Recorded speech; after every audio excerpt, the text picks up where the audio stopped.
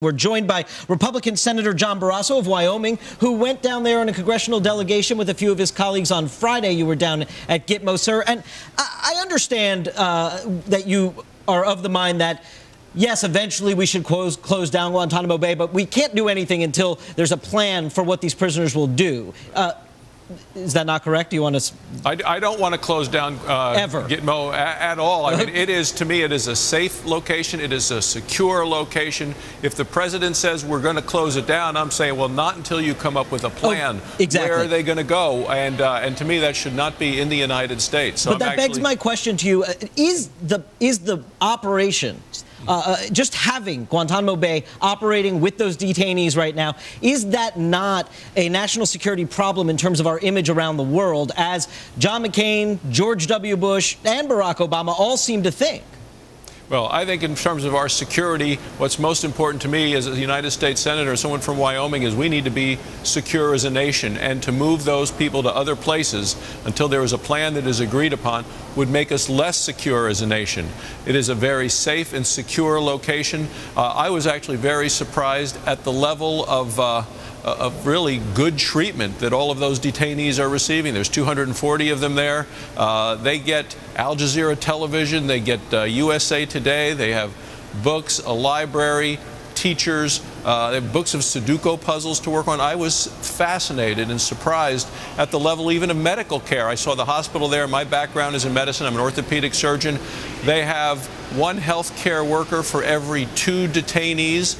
Incredible hospital with an operating room with quality of care that is better than many people get in the United States. Will you tell us, though, what is it that goes on there that can't be replicated, to your mind, in the United States? We've got a lot of big-time prisons where a lot of bad folks who've done bad things to American citizens are currently housed on U.S. soil.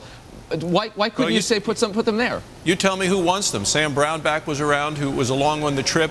He is from Kansas. The people in Leavenworth don't want them. The only place that I've seen ask for them has been Hardin, Montana, right above the Wyoming border, but the 2 senators from Montana have said no. I'd say, well, put them in Alcatraz, but Dianne Feinstein has said no. They don't want them in Northern Virginia. I know Senator Mark Warner and Senator Webb have said no to that. So where are you going to put them in the United States?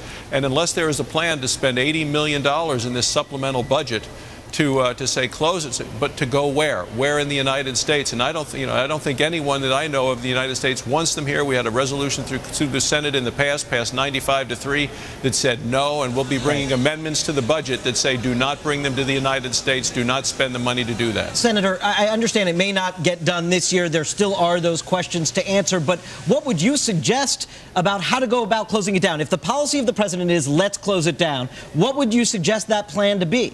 Well, then find another place in another country to do that, but not on the soil of the United States. I would say don't close it down.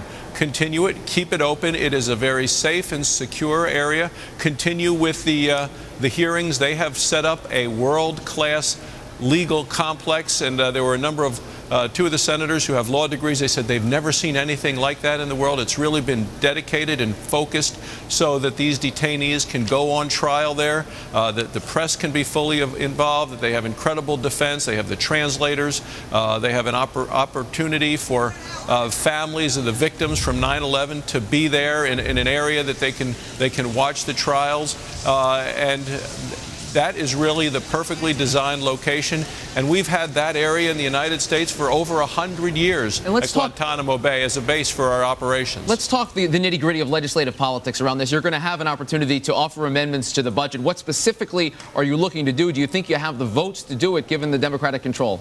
Well, I bet we have the money to strip out anything from that budget, from that supplemental budget, that would be used to close down Guantanamo Bay or to move prisons on to move these individuals onto the soil of the United States.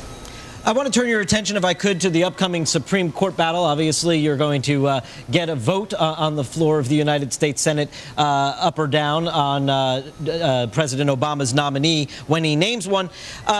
It seems that Republicans don't seem entirely sure up there in the Senate if they want this to be sort of a supreme battle. Is this the kind of thing, just because of the numbers of where they are?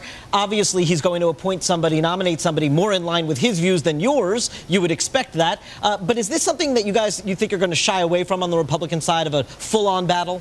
Well, I think it depends on who the president nominates. We're going to listen closely, carefully vet that individual. I would expect from a timeline it would take about the same amount of time that the confirmation process took for Judge Roberts or Judge Alito, and I expect the same sort of thing.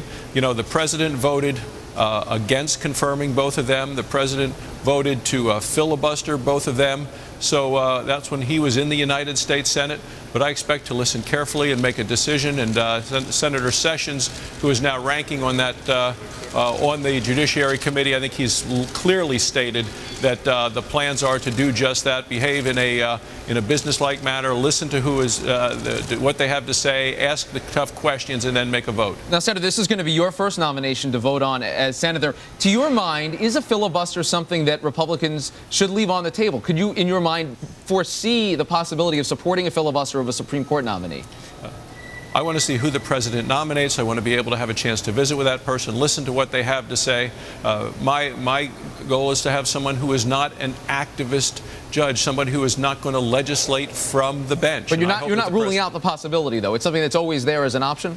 Well, this is the first time I've been through this process, and I'll see how the process proceeds. But my effort is to have an up or down vote on who the president nominates and make a decision based on that person and their background, their history, their writings, and the sort of things that I think are important in a justice. Senator John Barrasso, Republican of Wyoming, thank you so much for being here today. We appreciate it. Thank you for inviting me.